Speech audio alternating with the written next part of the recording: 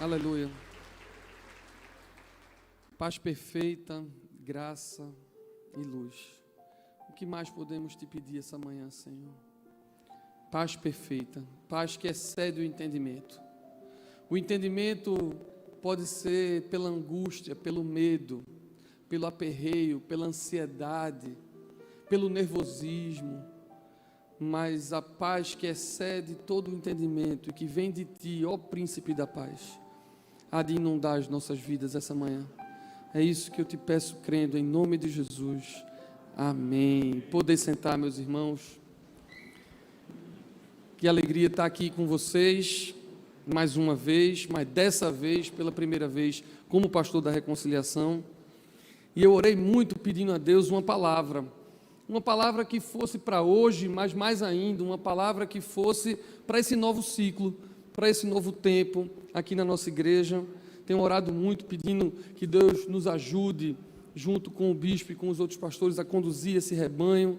E me lembrei, orando, de um livro que fez muito sucesso há alguns anos atrás, acho que muitos de vocês já devem ter lido ou conhecem, que chama A Oração de Jabes, que é de Bruce Wilkinson, um livro bem pequenininho, mas que fez um sucesso enorme. Esse homem, Bruce Wilkinson, pregou esse sermão sobre a oração de Jabes durante 30 anos, em todo canto que ele ia. Depois ele escreveu esse livro que virou um best-seller e impactou muitas vidas, inclusive a minha.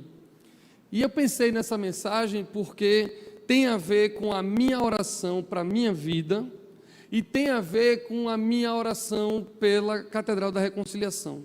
E quem sabe no final dessa mensagem não se torne também a oração para a sua vida. E quem sabe você também não se junte a nós orando também assim pela Recon. Amém? O texto que nós lemos está em 1 Crônicas, no capítulo 4. E se você é um leitor da Bíblia ou já folheou a Bíblia, você vai ver que esse comecinho de 1 Crônicas, do capítulo 1 até o capítulo 9, só tem genealogia. Olha, só tem fulano é filho de Cicrano, que é filho de Cicrano. De Cicrano nasceram fulano, Cicrano e Beltrano. De Cicrano nasceram fulano. Então a maioria das pessoas pula do capítulo 1 ao capítulo 9 de 1 Crônicas. Se você é desse que pulou, eu não os condeno, porque não é uma leitura muito boa, não é uma leitura muito agradável. Mas no meio dessa genealogia toda, no meio desse filho de fulano, lá no capítulo 4, tem uma mini biografia de 2 versículos que o reverendo Pablo leu, e é a mini biografia desse homem que chama Jabes, e a oração que ele fez. E ele não é um personagem muito importante na Bíblia. Não é como Abraão, Isaac, Jacó, Moisés, Davi, Salomão, que todo mundo já ouviu falar nas histórias, que tem muitos capítulos dedicados a ele na Bíblia. Sabemos muito pouco sobre ele. Aliás, a única coisa que nós sabemos sobre ele é aquilo que a gente leu hoje. A gente costuma dizer lá em casa que o autor do livro, ele entrou nessa história sem nem dar uma seta, porque ele começa a falar de Jabes sem nenhuma introdução, e depois que ele fala de Jabes, ele nunca mais volta de falar de Jabes. Falou 2 versículos, a gente nunca mais sabe o que aconteceu com esse homem. Mas o pouco que nós sabemos desses 2 versículos que lemos é muito inspirador, porque nós sabemos a oração que ele fez. E quando nós conhecemos a oração das pessoas, a gente conhece a intimidade das pessoas. Alguns domingos atrás, no culto da noite aqui da Recon, eu estava falando sobre isso. Eu gosto muito de Francisco de Assis. E Francisco de Assis, a história conta de que ele tinha uma intimidade tão grande com Deus que os seus seguidores, os seus amigos que fundaram a ordem dos franciscanos, eles ficavam de tucaia, escondidos quando Francisco de Assis saía para orar, porque eles queriam tentar ler os lábios e de alguma forma conseguir ouvir as orações que Francisco fazia, porque sabendo como Francisco orava, eles tinham uma janela para o coração daquele homem. E é assim. Nós, quando oramos junto com alguém, e é tão bom, antes do culto hoje, vocês sabem que nós temos um ministério de intercessão, 1 hora antes do culto da manhã e da noite, numa sala você é convidado a vir, alguém pode orar por você, é de graça, é uma bênção, e nós costumamos fazer isso, todo culto eu faço isso, e hoje não foi diferente. Eu fui à sala da intercessão, estávamos orando lá, e eu estava com Patrícia, esposa de Rubinho, e nós orávamos juntos. E como é bom quando a gente ora junto com alguém. Não há intimidade maior do que quando a gente ora com alguém. É por isso que a gente sempre diz nos ministérios de casais que os maridos devem orar com as suas esposas. Mesmo com muita vergonha, ora com ela, porque junto com o ato sexual, a oração são as duas coisas que formam vocês mais íntimos quando vocês oram juntos. E a gente sabe da oração de Jabes, e a gente vai ser abençoado por isso que ele orou e como Deus fez. Mas antes de lermos a oração dele de novo, tem duas informações muito importantes que o autor bíblico nos dá. A primeira informação é que ele foi mais ilustre do que os seus irmãos, do que os outros. A Bíblia diz isso. E a segunda informação é de que ele foi mais ilustre, ou mais importante do que os seus irmãos, apesar do estigma que, em tese, ele deveria ter por conta do seu nome. Porque Jabes significava veio com sofrimento, ou aquele que provoca dor. A gente não sabe da história, mas provavelmente o parto deve ter sido muito difícil, muito dolorido. E em Israel, hoje é assim ainda, mas em Israel, naquela época, era muito mais. O nome ganhava um significado muito importante. O nome carregava consigo algo muito importante. Você imagina que esse rapaz nasceu e causou sofrimento para sua mãe, e o nome que a mãe deu a ele foi Jabes, aquele que causa dor. Imagina que seu nome fosse aquele que causa dor o tempo todo. Então, ele poderia ter ficado estigmatizado com esse nome, porque o nome era importante, mas não foi o caso. Ele tornou-se o mais ilustre porque Deus atendeu a sua oração. Deus ouviu a sua oração. Então, hoje, essa manhã, a mensagem é sobre Deus ouve as nossas orações. E a oração de Jabes começa assim. Jabes invocou o Deus de Israel, dizendo: tomara que me abençoes. E esse é um bom modelo de oração. Começar pedindo as bênçãos de Deus. Deixa eu confessar logo o pecado para você, que a gente já começa o pastorado confessando. Eu confesso que muitas vezes, numa falsa espiritualidade, querendo ser altruísta, já pensei assim: por que eu vou pedir bênçãos para mim? Eu deveria pedir bênçãos só para os outros. Então eu orava pela minha família, pela Recon, por qualquer pessoa, mas não pedia bênção para mim, porque eu achava que eu seria mais espiritual se eu só pedisse bênção para as outras pessoas. E eu criava toda uma teologia em cima disso, porque eu dizia: Jó foi abençoado quando orava pelos seus amigos, então vamos orar pelos outros, eu não vou orar por mim, eu orando pelos outros, Deus me abençoa. E eu descobri que essa não é uma boa estratégia.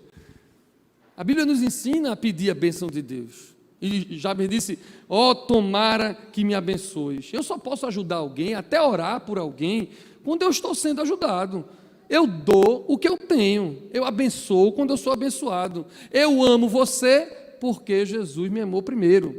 Aliás, é uma alegria muito grande. Nós estamos agora lá no GGE, fazendo um encontro de jovens com Cristo. Mais tarde eu vou fazer um encerramento lá, e eles estão cantando essa música em looping. Hoje eu te amo porque Jesus me amou primeiro. É feita aquela história da máscara no avião. Eu só ajudo alguém depois que eu ponho a máscara em mim. Não é assim que a aeromoça sempre dizia?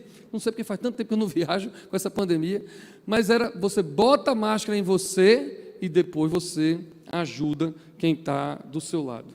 Então eu tenho mesmo que pedir a bênção de Deus, você tem mesmo que pedir a bênção de Deus sobre a sua vida. Lógico, a gente não pode focar só no nosso umbigo, porque o melhor modelo de oração é o modelo que Jesus ensinou, nos ajuda a chamar Pai Nosso, o pão nosso. Então não é nunca apenas sobre o meu umbigo, tem a ver comigo e tem a ver com todo mundo que está ao meu lado. Mas a gente deve pedir. A Bíblia diz: pedi e dá-se-vos-á.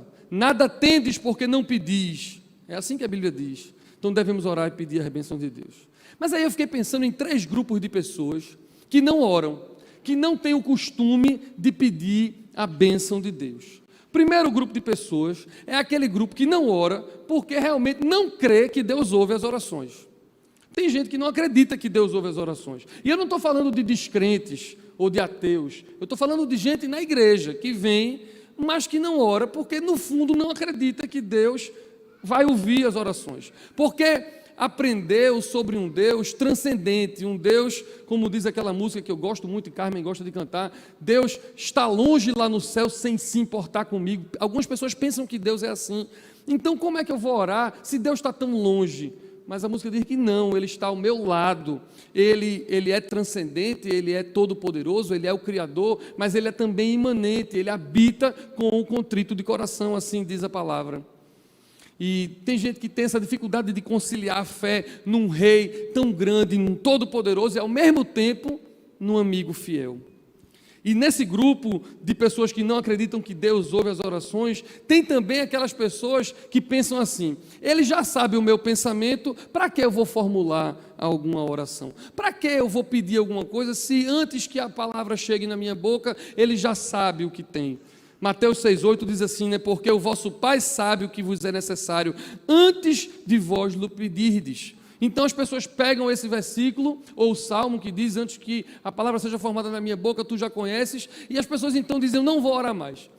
É aquele camarada que está com vontade de comer rápido, e a família tem o costume de orar, e quando pede para ele orar, diz, Senhor, tu sabes, amém.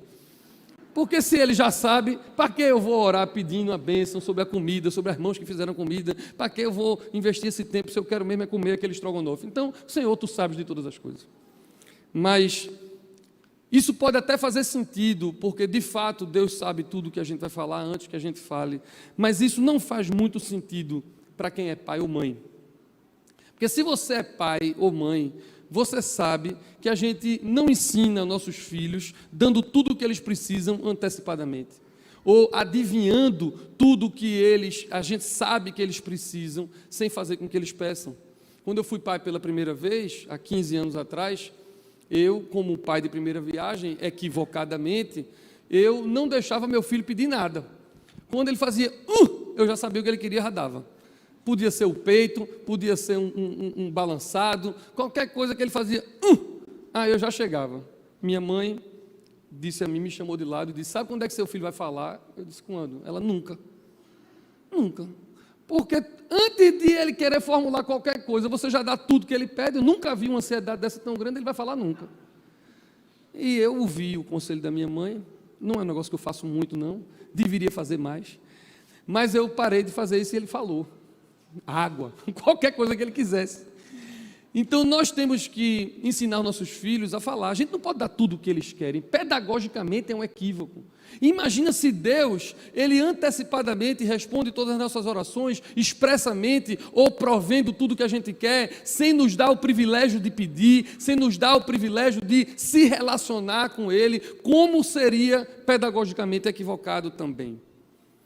Mas não é assim. Eu reconheço que Deus está me abençoando num processo de relacionamento com Deus. E oração não é quando eu falo só. Porque não é um problema somente de, ele já sabe o que é que eu vou falar e para que eu vou formular as palavras, mas oração é um diálogo, é uma conversa. Então eu não só falo, mas eu falo e eu ouço. E isso precisa ser desenvolvido. Experimentar essa terapia de conversar com um amigo fiel. E não tem experiência melhor do que falar e ouvir a voz de Deus. Então um grupo crê que ele não ouve e outro grupo pensa que não vale a pena falar. Mas tem um segundo grupo, que é aqueles que pensam assim, Deus não muda, a Bíblia diz que ele é imutável, se ele não muda, para que eu vou orar? Vez por outra eu ouço alguém dizendo assim, oração não muda Deus, mas muda aquele que ora. Isso é um pensamento de um teólogo e filósofo dinamarquês muito conhecido, muito competente, chamado Søren Kierkegaard. E ele diz isso, a oração não muda Deus, a oração muda quem ora. E eu acho que isso é verdade. A oração não muda Deus, mas o povo aplica errado esse pensamento. Porque através da oração nós temos comunhão com Deus, colocamos em ação a nossa reverência, o nosso amor, a nossa gratidão, mas tem coisas que só vão acontecer quando a gente ora.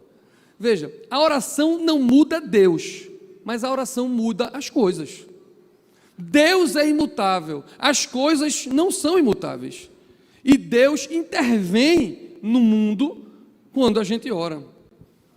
Caberia um sermão inteiro sobre a bênção que acontece em nós quando nós oramos. É lindo isso, nós oramos e realmente nós somos transformados.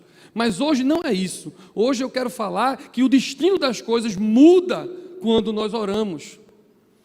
Deus e seus decretos são imutáveis, isso é certo. Mas Deus escolheu que a gente coopere com Ele orando. Ele diz que algumas coisas só vão acontecer por meio da oração. Não é que vão acontecer, só vão acontecer por meio da oração. Deixa eu tentar explicar melhor isso. Nós oramos por cura física.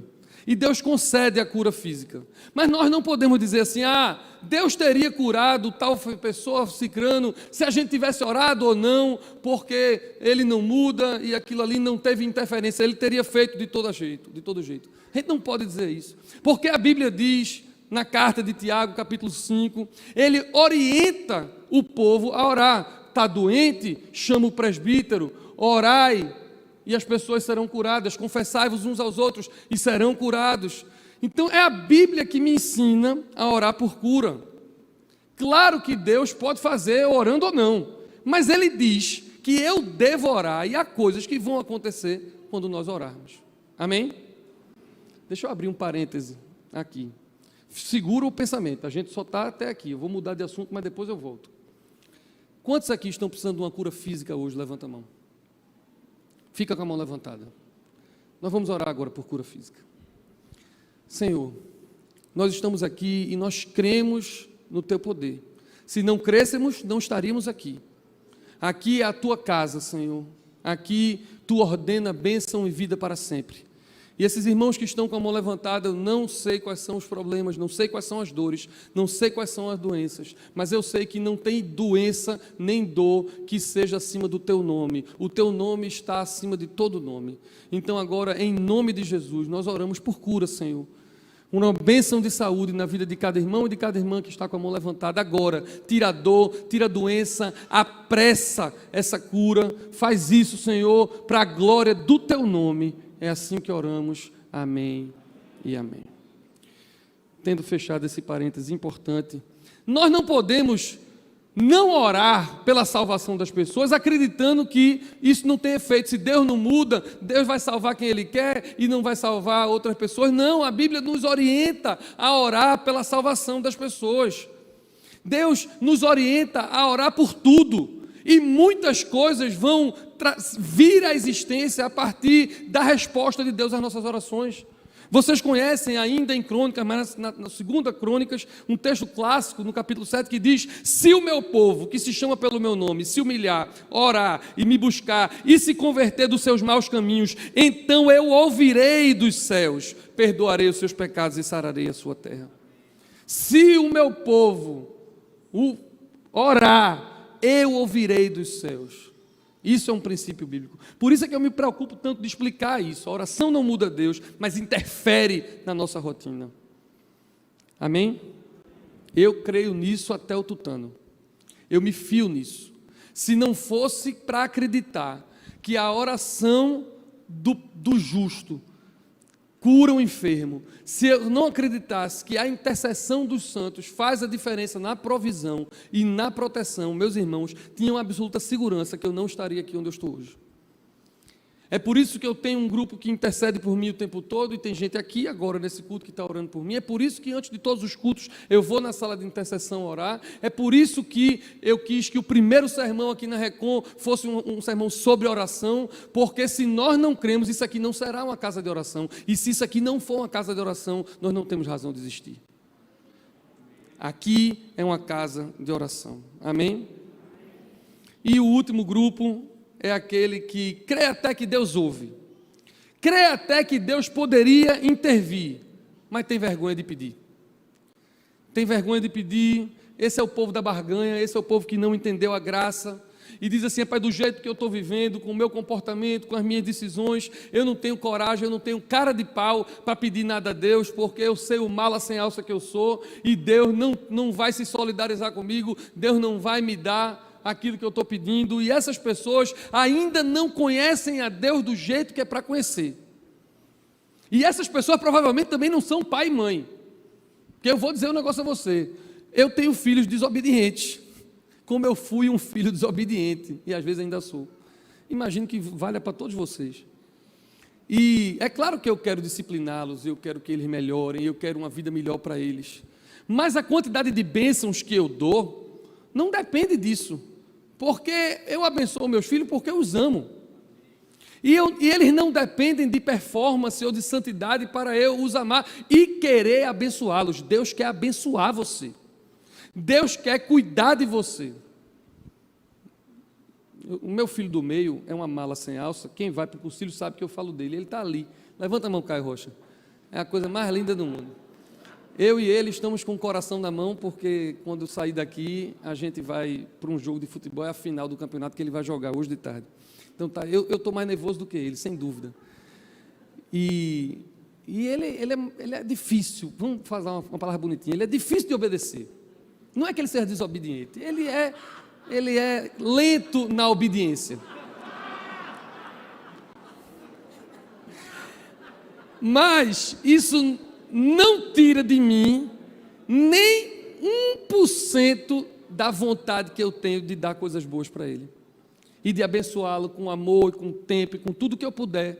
E olha que eu sou um pai limitado e pecador. Você imagina como Deus quer abençoar você? Então, se você é desses que não está orando porque, eu pequei tanto, eu sou um adúltero, eu sou um ladrão, olha, Deus quer que você mude o seu adultério, se converta, Deus quer que você não roube mais, Deus quer que você ajeite a sua vida, mas peça, porque independente disso, Ele quer lhe abençoar. Aliás, só Ele pode lhe ajudar a deixar essa vida.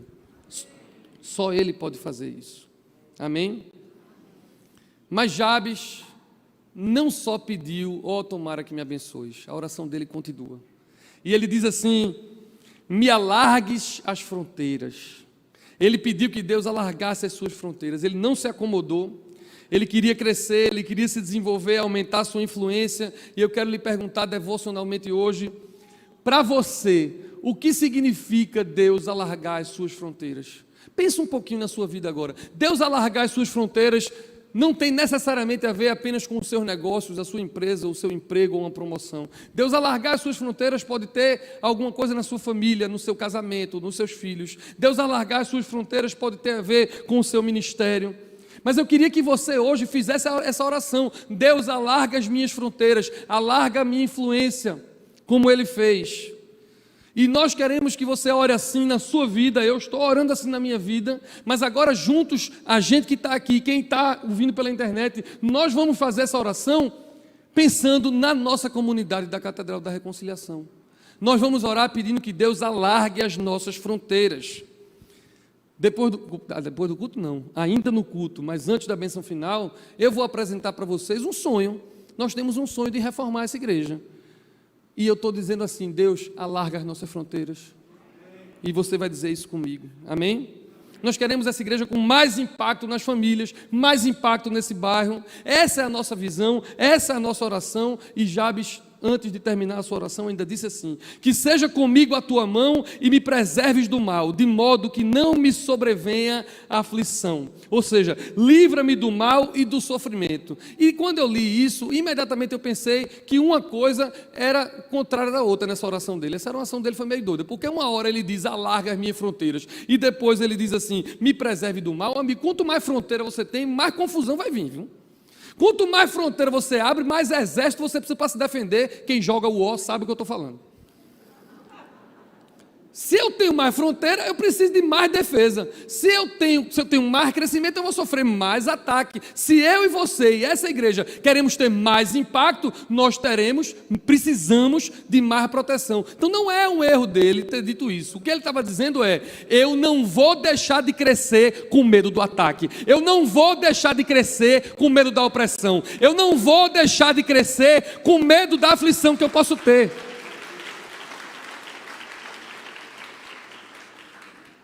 Nós vamos fazer as duas coisas. A gente vai orar igual a Jabes. A gente vai dizer: alarga a nossa fronteira. Nós queremos aumentar esse templo. Nós queremos pegar essa parede aqui e levar mais uns 6 metros para lá. É 6? Não sei quantos metros vai.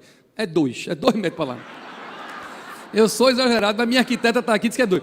Mas ela diz que 2 metros para lá dá muita gente. 2 metros é na extensão toda da igreja. E a gente quer fazer outras coisas. Agora, eu não só estou dizendo alarga as nossas fronteiras do templo. A gente está falando alarga o nosso ministério. E ao mesmo tempo que me dá medo de querer me preocupar com o que a gente vai fazer fisicamente e espiritualmente, eu continuo orando: mas Deus, põe tua mão sobre nós, nos protege.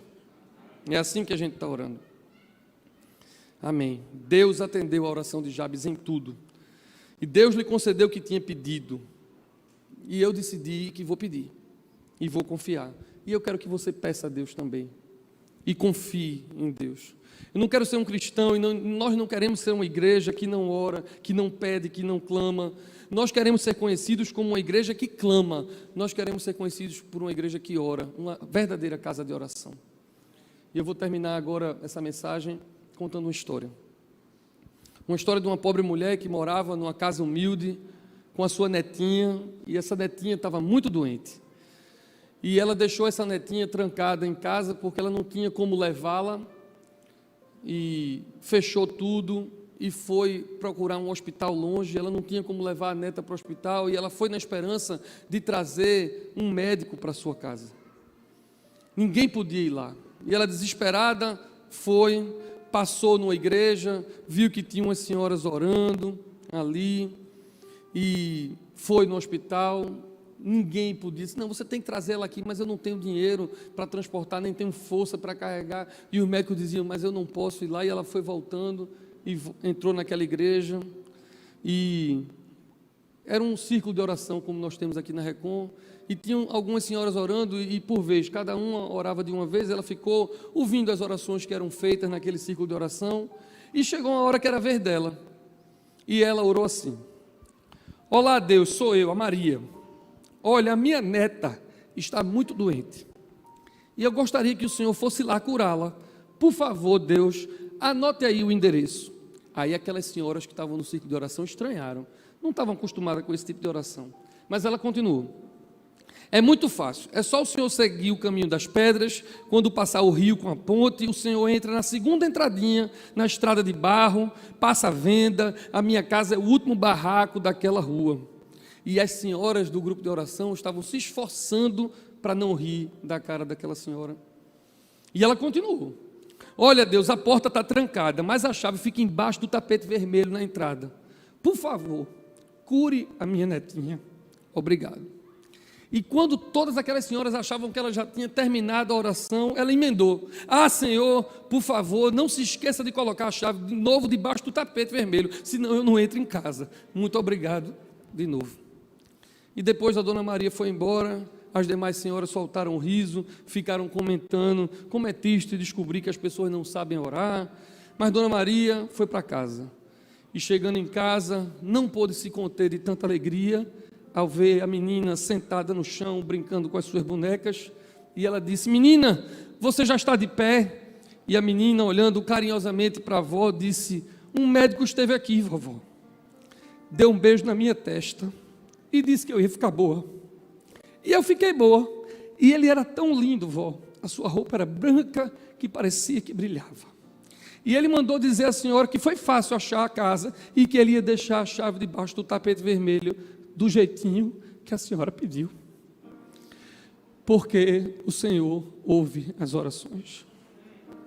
Feliz é o cristão que aprende que orar não é apenas pedir, mas acima de tudo um estilo de vida de comunhão.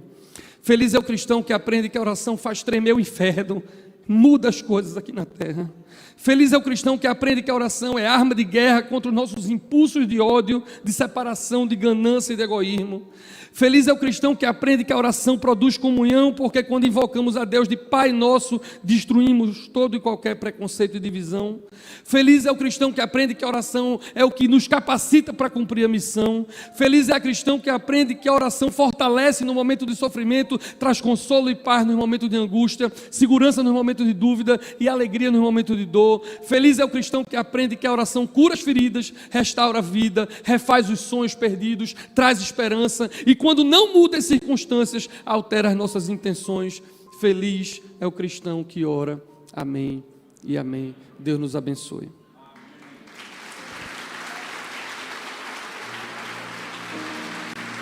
Mas nós vamos orar e cantar. Não pode terminar uma mensagem dessa sem orar. Curve sua cabeça, vamos orar. Não há, Senhor, nada que nos anime mais essa manhã do que a certeza de que Tu ouves as nossas orações. Ensina-nos a orar, Senhor, nos ajuda a orar. Nos abençoe pessoalmente, nos abençoe como família, nos abençoa como igreja. Alarga as nossas fronteiras, seja conosco a Tua mão, nos preserve do mal, de modo que não nos venha aflição. Amém.